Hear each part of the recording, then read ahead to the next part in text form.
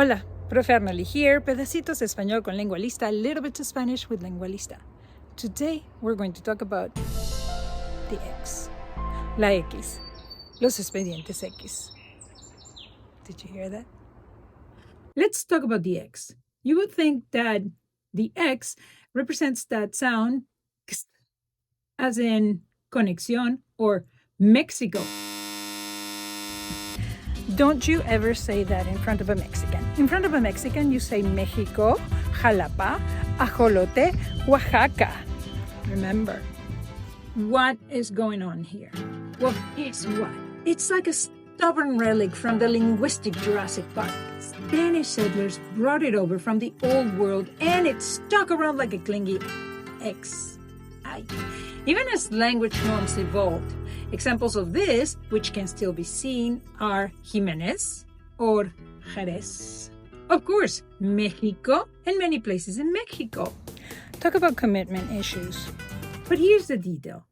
Back in the day, the X in Spanish sounded more like sh, as in chaise in French or chuva in Portuguese. You got to remember these are all Latin languages and they had common sounds.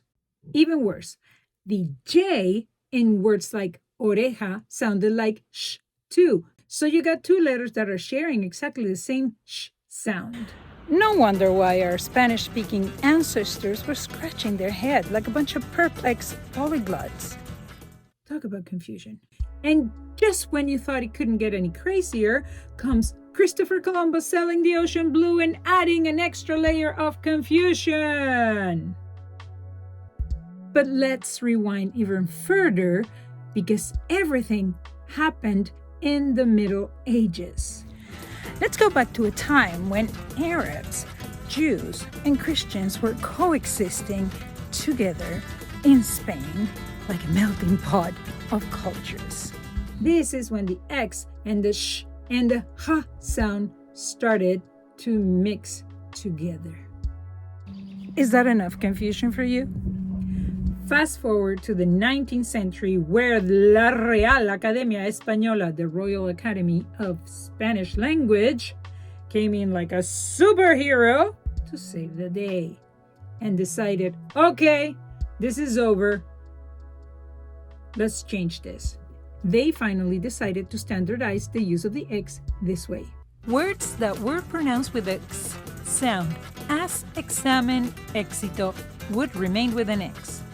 Words pronounced with a sh sound that later changed to a ha sound would be written with a J like caja or lejos instead of caja or lejos.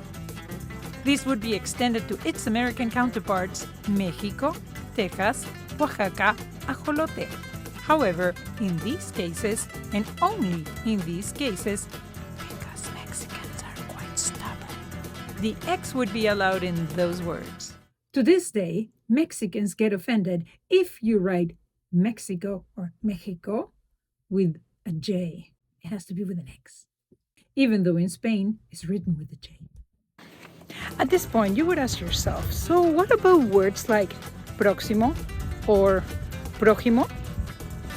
Well, guess what? There's material for a whole new video. For now, remember, que viva Mexico! If you're serious about your Spanish, go visit lingualista.com. Lingualista.com. Here you will find a great community of people learning Spanish where we share resources, videos, songs, poems, TV shows, everything you need to make your Spanish learning fun. Remember, lingualista.com. I'll wait for you there. Nos vemos!